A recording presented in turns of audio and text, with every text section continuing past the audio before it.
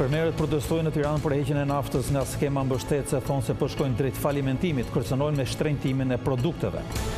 Konfindustria apel qeverisë rishikoni taksat e karburantit, rritja e naftës rëndon mbi qytetarët. Shqipëria e vetmi vend që s'ka marrë masa të prekshme.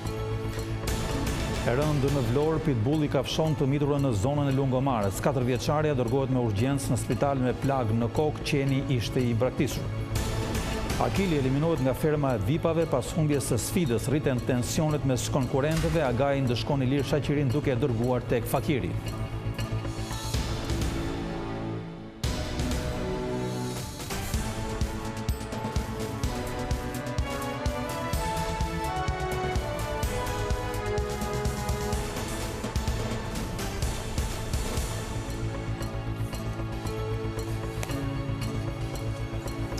Përshëndetje të gjithëve, do t'jemi së bashku me lajmet e orës 15 këtu në televizionin kombëtar Vision Plus. 10 fermerë protestuan sot përpara Ministrisë së Bujqësisë kundër heqjes së naftës falas nga qeveria. Ata thanë se situata në fshat është dramatike sot, pasi tokat po mbeten djerë, por Ministria bëri të qartë se çështja e naftës nuk negociohet dhe se skema e mbështetjes mund të rishikohet vetëm në vjeshtë. Pasi qeveria vendosi të heqë mbështetjen e naftës për ta, fermerët protestuan këtë të martë para Ministrisë së Bujqësisë për të kërkuar mes të tjera rikthimin e skemës. Në të kundërt ata thonë se rrezikohet prodhimi vendas, pasi kostoja me çmimin që nafta ka sot në treg është shumë e lartë. Përballë kostove të rritura, fermerët ose do të shtrenjtojnë çmimet, ose do të heqin dorë nga bujqësia. Nafta është ngret, plerat janë ngret, çmimi i qumshit ka rënë. Ne po na myt malli importit, sepse ato subvencionojnë më mirë se sa shteti shqiptar. Ne të blegtorisë kërkuam ngritjen e subvencionime. Nuk ja dalin dot me ato pak lekë që na japin këta për subvencionet. Dhe kërkojmë nga qeveria shqiptare, siç ka ngritur një bord për rregullimin e çmimit të naftës, të ngrehet një bord për produktet e shportës, për qumshit dhe produktet e tjera, që të shikoj që të bëj rregullimin, sepse ne jemi në kushte të vështira, sepse nuk arrim dot që të konkurrojmë fermerin europian ose dhe fermerin e rajonit, sepse ata subvencionojnë minimumi 7 herë më shumë se sa ne. Si mundet i konkurrojmë ne ata? Disa minuta pas protestës, një grup prej 10 fermerësh u prit në takim nga Ministri i Bujqësisë Andi Salla dhe Ministri i Financave Petrit Malaj për të dëgjuar kërkesat e tyre. Pas 2 orësh takim, përfaqësia e fermerëve njoftoi se nga Ministria ju është premtuar se skema kombëtare e mbështetjes mund të rishikohet në shtator, por rikthimi i mbështetjes për naftën nuk negociohet. Na është premtuar që tha për bujqësinë janë 40 milion euro. Dhe këto 40 milion euro do të shpërndahen sipas rregullave dhe na ka premtuar, na ka dhënë premtim. Ato kërkesa që ne ja ofruam, na ka premtuar që ne do i mbajmë edhe do të jemi me fermerët. Siç jam ne gjithë dakord, prej 10 vetash antarë të kryesirt, ne jam dakord që A ju do një afat kohor që po, kur do merret? Po, afati kohor është deri në shtator. Kjo përgjigje e ministrisë nxiti përplasje mes fermerëve. Qa shtatori o vlla? E di. Pse nuk është lufta për rajonin? Pse ne serbi nga shkel me këmbë, pse? Na ka shkel 1 hektar, po na shkel prap. Po pra, ajo do të vetë kontrolli në tokan. 120.000. Një pjesë e tyre konsideruan takimin si tallje, duke deklaruar se ata ka nevojë sot për mbështetje ose në të kundërt do të shkojnë drejt falimentit dhe drejt produkteve të importit. Pas përçarjes, një pjesë e fermerëve u shpërndan, ndërsa të tjerë diskutuan për datën e protestës së radhës. Konfindustria i bëri thirrje qeverisë të rishikojë sa më parë taksat mbi karburantet, pasi sipas saj bara e shtrenjtimit të naftës po bie direkt mbi qytetarët, ndërsa çmimet rriten çdo ditë në tregje. Konfindustria thotë se Shqipëria është i vetmi vend që nuk ka marrë masa të prekshme kundër kësaj situate. Me çmimet e karburanteve që po rriten gjithnjë më shumë, Konfindustria ka kërkuar që qeveria të rishikojë sistemin e taksave mbi karburantet në vend, duke vlerësuar se pasojat e zhvillimeve ekonomike në gjirin persik po rëndojnë gjithnjë më shumë xhepat e qytetarëve. Vlerësimet e modelit ekonomik shqiptar tregojnë se rritja me 30% e çmimit aktual të karburanteve krijon një inflacion prej të paktën 6% dhe një rënje të prodhimit të brendshëm bruto me 2.8 në 3%. Së pari kërkohet ulja e barrës fiskale mbi karburantet dhe taksat vjetore të automjeteve, të paktën në mestataren aktuale të vendeve të rajonit. Shqipëria është i vetmi shtet në rajon që nuk ka ndërmarrë asnjë masë të prekshme lehtësuese për krizën e karburanteve. Ndërhyrja me ulje 20% të vlerës së akcizës vetëm kur çmimi i naftës arrin në 220 lekë për litër është e pamjaftueshme dhe e pakuptimt. Konfindustria thekson gjithashtu se Bordi i Transparencës duhet të funksionojë si një institucion i përhershëm, ndërsa mbështet edhe propozimin për krijimin e një kompanie shtetërore që do të sigurojë rezervat strategjike të naftës, një ide që aktualisht është në konsultim publik. Së dyti duhet të fillojë procesi i shndërrimit të Bordit të Transparencës në një ent rregullator të karburanteve, si institucion i përhershëm profesional kundër spekulimeve në tregun kartel të sotëm. Së treti, Konfindustria mbështet propozimin për krijimin e një operatori me kapital shtetëror në tregun me shumicë dhe pakicë të karburanteve. Tregu strategjik i karburanteve ka një qarkullim real vjetor prej pothuajse $2 miliardë dhe përbën afërsisht 10% të prodhimit të brendshëm bruto. Rritja e çmimit të naftës po kërcënon gjithnjë më shumë një rritje të përgjithshme të çmimeve të madrave dhe shërbimeve, siç ndodhi edhe në vitin 2022, kur inflacioni arriti deri në 8%. Edhe opozita ka kërkuar uljen e taksave mbi karburantin si e vetmja zgjidhje për të frenuar rritjen e çmimeve në vend, sipas kryetarit të Partisë Demokratike Berisha. Në Kosovë dhe në Maqedoninë e Veriut nafta është afro 50% më lirë se në Shqipëri. Kryetari i Partisë Demokratike Sali Berisha kërkoi sot në emër të opozitës për gjysmimin e taksave mbi karburantin. Në një komunikim me gazetarët, Berisha deklaroi se ulja e akcizës që ka ndërmarrë qeveria nuk zgjidh asnjë prej problemeve me të cilat po përballen sot shqiptarët. Është e domosdoshme për gjysmimi i ngarkesës fiskale ose ulja e ngarkesës fiskale për litrin e naftës në nivelin e vendeve përreth, në nivelin që e ka sot Maqedonia dhe Kosova. Berisha kërkoi masa edhe në mbrojtje të fermerëve, të cilët gjithashtu përballen sot me çmimet e rritura të karburantit. Për fermerët duhet për gjysmimi i ngarkesës fiskale dhe heqja e aksisës. Kryetari i Partisë Demokratike Sali Berisha u ndal edhe tek sfidat me të cilat përballen pensionistët në këtë periudhë të rritjes së çmimeve. Sipas Berishës, në Bankën e Shqipërisë janë depozituar 240 milionë euro, para të pashpenzuara gjatë vitit kaluar, por pavarësisht premtimit të qeverisë, pensionistët ende nuk kanë marrë asnjë bonus. Në qoftë se kemi parasysh sot çmime që s'kan ekzistuar kurrë në tregun e zarzavateve, treg në cilin 1 kilogram domate shitet, të paktën 7 herë më shtrejt se sa të shitej 7-8 vite më parë, kjo bën që kjo shtresë prej 750.000 qytetarësh të ndjej pamundësi dhe vështirësi të mëdha ditore për ushqimin e vetë. Sipas Berishës, qeveria e ka lënë qytetarët pa mbështetje përballë rritjes së çmimit të naftës dhe ushqimeve. Banorët e Korçës po paguajnë më shumë për të udhëtuar drejt Tiranës dhe Anasjelltas. Bileta është rritur për shkak të naftës më të shtrenjtë, duke rënduar sidomos pensionistët. Shtrenjtimi i naftës ka bërë që të rritet çmimi i biletës së transportit publik në linjat e autobusëve Korçë-Tiranë. Nëse më parë një bilet vajtje-ardhje kushtonte 1.400 lekë, sot kushton 1.600 lekë. Sipas pronarëve të autobusëve, kjo rritje ishte pashmangshme. Dhe tash që rrit nafta detyrimisht nuk na dilte sapi dhe e bëm në tarifën 8.000 lekë sa që takon.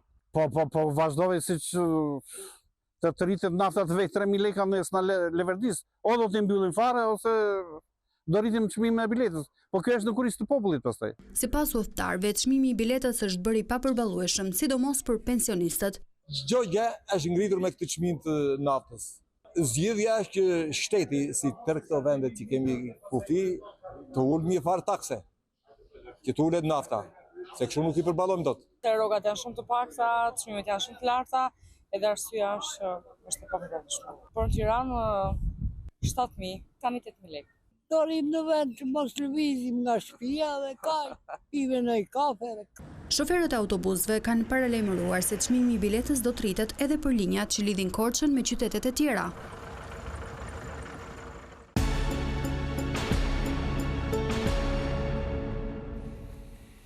Shqipëria, sipas kryeministrit Rama, po vijon normalisht agjendën e përcaktuar të integrimit të saj europian. Zoti Rama hodhi poshtë akuzat e opozitës për bllokim të procesit dhe rritje të korrupsionit. Kryeministri Edi Rama tha në një aktivitet për punësimin e të rinjve në administratë se procesi integrimit të vendit drejt Bashkimit Evropian nuk po has pengesa. Flitet e përflitet lart e poshtë për arsye të mos arsyes se negociatat janë bllokuar, janë ndaluar, janë penguar. Kjo është totalisht e pavërtet. Kush i thot këto nuk e ka fare iden se për çfarë flet. Jemi totalisht sipas agjendës së përcaktuar. Rama u ndal dhe tek çështja e korrupsionit, duke theksuar se përdorimi gjithnjë më i shpeshtë i këtij termi në debatin publik lidhet më shumë me perceptime subjektive. Të thuash që sot Shqipëria ka më shumë korrupsion se ndonjëherë më parë, do të thotë flasësh për qartë. Natyrisht që sot flitet më shumë për korrupsionin, për qoftë për shkaqe objektive, qoftë për shkaqe totalisht subjektive. Qoftë për shkak se si asnjëherë më parë i është hapur korrupsionit luftë, dhe lufta i është hapur në radh të parë politikisht nga një forcë qeverisëse që ka udhëhequr një reformë që ka çliruar duart e drejtësisë. Duke prezantuar për të rinj platformën e re të punësimit në administratën publike, kreu i qeverisë theksoi rëndësinë që ka administrata në procesin e integrimit evropian. Qindra e qindra punonjës të kësaj administrate, të cilët janë angazhuar në këtë proces shumë të ndërlikuar që prek të gjithë sektorët, e kanë përfaqësuar shtetin shqiptar me shumë dinjitet dhe kanë fituar respektin, vlerësimin dhe besimin e palës tjetër. Dhe pala tjetër është një palë që është servitur me dekada për t'ia nxjerrë jetën vendeve që janë ulur në tryezë për t'u bërë antarë të Bashkimit Evropian. Pas prezantimit të platformës së re, Agjencia Kombëtare e Punësimit dhe Aftësive përgjegjëse për këtë platformë ka planifikuar një tur takimesh me studentët e universiteteve për prezantimin e saj. Në mbledhjen e sotme të grupit parlamentar socialist, Edi Rama u kërkoi deputetëve të shtojnë kontaktet me qytetarët. Ai tha se shumë shpejt do të nisë edhe vetë një tur me takimet në bazë. Kryeministri Edi Rama zhvilloi mbledhjen e përjavshme të grupit parlamentar socialist. Në takimin që zgjati rreth një orë në kryesinë e kuvendit, kreu i qeverisë u la një sër porosish deputetëve. Fokusi ishte tek takimet në bazë, por edhe me qytetarët, ndërsa vetë Rama bëri me dije se do të zhvillojë takime me simpatizantët e PS dhe qytetarët në çdo qytet të vendit, për të njohur me problemet që kërkojnë zgjidhje konkrete. Burime nga Partia Socialiste bëjnë me dije se ligjvënësit e majt kanë raportuar aktivitetet publike të fushatës për Shqipërinë, e cila do të zgjasë 9 javë, ku fokusi i kësaj jave është tek ekonomia. Integrimi ishte sërish temë diskutimit në grupin parlamentar të Partisë Socialiste. Porosia kryesore e Ramës ishte miratimi i ligjeve që janë në përputhje me kriteret e vendosura nga Unioni. Burime nga PS pohuan se gjatë takimit pati dhe debate të brendshme. Megjithatë nuk janë bërë të ditura me shumë detaje. Vetëm një javë më parë, Rama mblodhi grupin socialist në Pallatin e Brigadave, ku njoftoi dhe nisjen e turit për Shqipërinë, ndërsa deputeti Erion Braçe shprehu ambicien për të kandiduar për Bashkinë e Tiranës në zgjedhjet e ardhshme lokale.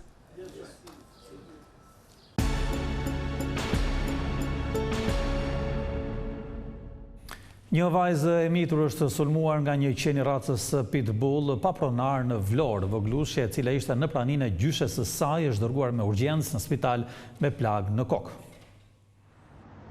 Një ngjarje e rëndë ka ndodhur paraditjen e kësaj të martë në Vlorë, ku një qeni racës pitbull ka kafshuar një vajzë 4 vjeçare. Voglushja në momentin e ngjarjes ka qenë e shoqëruar nga gjyshja e saj. Ngjarja e rëndë është shënuar në zonën e Lungomares në Vlorë dhe siç mësohet, qeni dyshohet të jetë papronar. Si pasojë e sulmit nga qeni, e mitura ka pësuar dëmtime në pjesën e kokës. Fatmirësisht, ndërhyrja në kohë e një punonjësi të bashkisë shpëtoi vajzën nga një lëndim fatal. Qeni po kalon atje, një doktor qeni i kapi kokën direkt. Vajta me shpejtësi e ka pa lidha komplet në zinxhir. Qeni ishte pa pronar apo? Pa pronar, s'ka pronar. Ishte rrugës. Ai ka 3 ditë këtu për do. Shpëtoi fati asaj, edhe që ndodha unë në moment. Ajo është transportuar menjëherë drejt Spitalit Rajonal të Vlorës, ku aktualisht po merr ndihmën e nevojshme mjekësore. Ndërkohë, qeni është mbajtur i lidhur dhe pritet të merret në administrim nga autoritetet policore. Më pas, ai do të dërgohet në një qendër të posaçme për trajtimin e kafshëve. Apeli i posaçëm ka vendosur të lërë në fuqi masën e sigurisë pezullim nga detyra për ish zëvendës kryeministre Belinda Balluku. Pas shqyrtimit të ankimit gjatë seancës së kësaj të martë, gjykata vendosi të mos ndryshojë vendimin e mëparshëm ndaj ish numrit 2 të qeverisë. Balluku kishte ankimuar masën e sigurisë të vendosur nga gjykata e posaçme kundër korrupsionit dhe krimit të organizuar në datën 22 nëntor të vitit të kaluar, duke kërkuar rrëzimin e saj. Në vendimin e mëparshëm, GKKO caktoi 2 masa sigurie ndaj saj: pezullim ndaj ushtrimi i detyrës dhe funksionit, si dhe ndalimi i daljes jashtë vendit.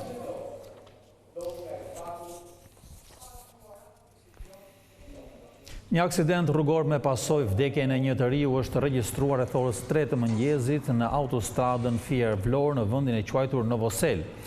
Një automjet që drejtohej nga 24 vjeçari Albi Hoxha është përplasur me bariera të mbrojtëse anësore të rrugës, duke u shkatëruar plotësisht. Fatkeqësisht, rreth 30 metra larg pikës së përplasjes është gjetur pa shenja jete trupi 24 vjeçari. Dyshohet që shpejtësia e madhe të jetë bërë shkak për këtë aksident tragjik.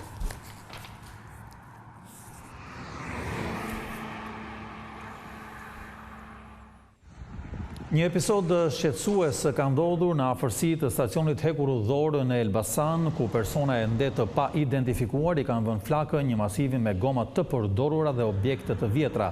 Si pasojë, në zonë janë krijuar re të dendura tymi, duke shkaktuar ndotje të konsiderueshme të ajrit, si dhe shqetësim për banorët përreth zonës. Menjëherë pas njoftimit në vendin e ngjarjes kanë mbërritur shërbimet zjarfikse, të cilat kanë bërë të mundur izolimin e flakëve dhe neutralizimin e rrezikut për përhapje të mëtejshme të zjarrit. Ndërkohë policia ka nisur hetimet për identifikimin dhe kapjen e autorëve të kësaj ngjarje.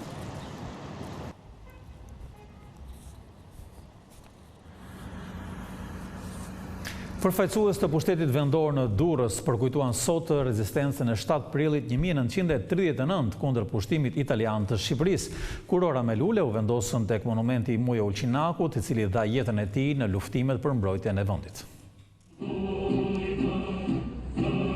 Në Durrës u përkujtua 87 vjetori i rezistencës antifashiste shqiptare. Autoritetet vendore, veteranë dhe familjarë të rënëve zhvilluan homazhe pranë monumentit të heroit të popullit Mujo Ulqinaku, duke nderuar sakrificën e atyre që dhanë jetën për liri. Ndryshe nga vitet e kaluara, këtë herë ceremonia u mbajt vetëm me homazhe dhe pa fjalime. Kjo ka sjellë pak kënaqësi tek veteranët, të cilët më herët ishin drejtuar bashkisë duke kërkuar më shumë vëmendje dhe organizim për data të tilla të rëndësishme. Kur të mos lejojmë të zbehet kjo datë e shënuar e historisë së popullit shqiptar, përkundrazi të ketë më shumë pjesëmarrje, të ketë më shumë rini që të kuptojnë dhe ata se ç'ishte lufta nacionale shqiptare, ç'heroizëm bën këta në kundra pushtimit fashist. Mendoj që bashkia ta organizojë një çik më mirë. Sot dhe fjala nuk kishte përshëndetje nga as kërkush, u vendosën vetëm kurora. Për mendimin tim kjo është një mangësi, edhe pse ne ndryhym në bashki dhe kërkuam që të bëhen përshëndetje, nuk u realizua. Herë tjetër shpresojmë që të bëhet më mirë. 7 prilli mbetet një moment të reflektimi për sakrificat e së shkuarës. Mujo Ulqinaku ra heroikisht më 7 prill 1939 në mbrojtje të Durrësit, duke u kthyer në një nga simbolet e luftës për liri.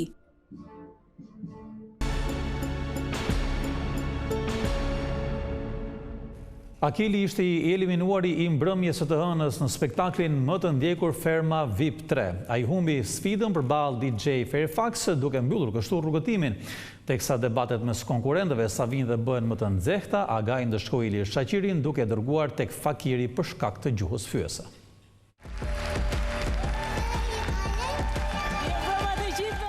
Spektakli 4 i Ferma VIP ka sjellë zhvillime të papritura në lojë vetëm pak ditë pas nisjes së saj. Dinamikat mes fermerëve ka ndryshuar ndjeshëm, duke prodhuar emocione të forta, debate të ashpra dhe vendime surprizë. Do të mbyllim zyrtarisht televotimin! Një televotim i hapur që prej ditës së premte për të zgjedhur fermerin e preferuar të publikut mbajti në ankth 4 konkurrent. Indri! Në përfundim ishte Indri ai që fitoi mbështetjen më të madhe, duke u shpallur më i votuari e duke siguruar imunitet nga eliminimi i radhës. Ndërkohë, 3 konkurrentë të mbetur, Gresa, Akili dhe DJ Fairfax, kaluan në një fazë tjetër loje. Ata u përballën në një sfidë nga e cila Akili arriti të fitonte i pari, por në mënyrë të papritur vendosi t'i adhurojë fitoren Gresës. Publiku ka vendosur. Ky vendim çoi në një televotim të menjëhershëm kok më kok Akilin dhe DJ Fairfax, ku publiku vendosi që Akili të largojë përfundimisht nga gara. Akili. Mbrëmja u shoqërua edhe me tensione të forta. Ilir Shaqiri, i cili tashmë është pjesë e garës si konkurrent, u bë qendra e debateve. Përdorimi i gjuhës ofenduese bëri që Agai të ndërmarrë masa ndëshkuese ndaj tij. Iliri do të qëndrojë i izoluar në zonën e fakirit dhe do të kryejë punët e stallës çdo ditë, pa patur akses në ambientet e tjera të fermës. Krem për fytyrë, krem për thoj, krem për atë bëj unë shkreta. Pse jeti këto? Jashtë vëmendjes nuk mbetën as debatet dhe konfliktet e këtyre ditëve. Përplasja mes Akilit dhe Sarës, e shoqëruar me ofendime nga ana e aktorit, nxiti reagime të forta. Një tjetër debat i ashpër shpërtheu mes Jonida Maliqit dhe Malbora Gurës për çështje të higjienës, duke vijuar me akuza të ndërsjellta. Në diskutim u përfshi edhe Soni Malaj, e cila theksoi rëndësinë e komunikimit të duhur pas çdo situate konfliktuale, gjë që solli një tjetër përplasje mes këngëtarëve. Nuk zihem si puna jote prandaj. Po ti si unë herë, nuk je dot ti. Jo, ti je Soni Malaj, unë Jonida Maliqi. Tik Soni Malaj. Kështu që mos u krahasot. Pavarësisht tensioneve, spektakli solli edhe momente emocionale. Një letër surprizë nga babai për Tenin në ditëlindjen e tij preku jo vetëm atë, por edhe publikun. Teni ndau historinë e tij personale duke treguar se është rritur vetëm nga nëna, pasi babai kishte emigruar herët për të siguruar jetesën e familjes. Ndërkohë një televotim është hapur deri të premten për të zgjedhur fermerin e preferuar të publikut. Ferma VIP transmetohet 24 orë në 7 ditë të javës në 2 kanale të dedikuara, si dhe në platformën YouTube. Shihemi të premten. Natën e mirë. Këtu kemi përfunduar me lajmet tona të drekës. Faleminderit dhe miru takofshëm.